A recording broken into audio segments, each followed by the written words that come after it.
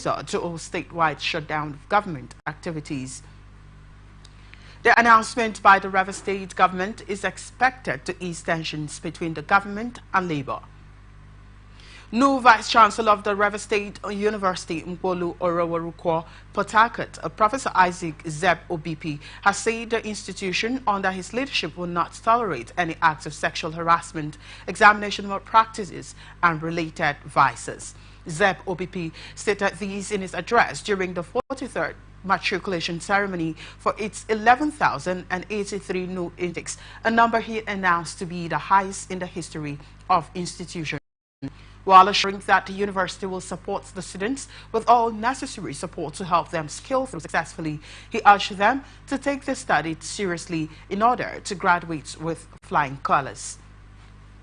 The Vice-Chancellor said the institution is committed to providing a world-class education that prepares its students for success in an increasingly complex and intercontinental world. Leadership of the Nigerian Labour Congress in Rivers State has decried the non-payment of salaries of local government workers in the state since February.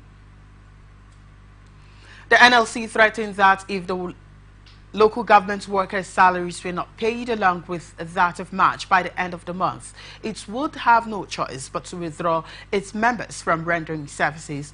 The state NLC chairman, Alex Agwanwo, stated these at a news briefing shortly after a meeting of the body's State Executive Council in Port Harcourt, the state capital. Agwanwo also called for the implementation of the minimum wage in the local government areas of the state by the end of March. He said the NLC also aligns with the position of the national leadership of the organized labor on the state of emergency in Rivers State. The state's NLC boss said workers are not partisan and should not, by any means, suffer from the political crisis in the state. Defense headquarters announced on Friday that troops engaged in counter-oil thefts and security operations across Nigeria have uncovered and dismantled 16 illegal refinery sites in the Niger Delta over the past week. During the operations, security forces also deactivated 29 crude oil cooking ovens, 31 dug-out pits, and 21 storage tanks while arresting 11 suspected crude oil thieves and saboteurs.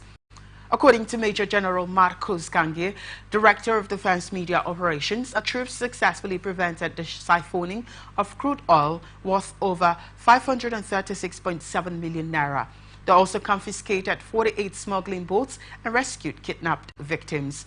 The operations led to the recovery of 392,174 liters of stolen crude oil, 138,755 liters of illegally refined diesel, 830 liters of petrol, and 375 liters of kerosene.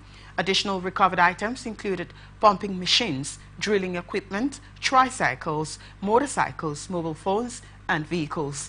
Troops also conducted raids, ambushes, and clearance operations targeting terrorist groups, bandits, and other criminal elements in multiple regions, resulting in the neutralization of several terrorist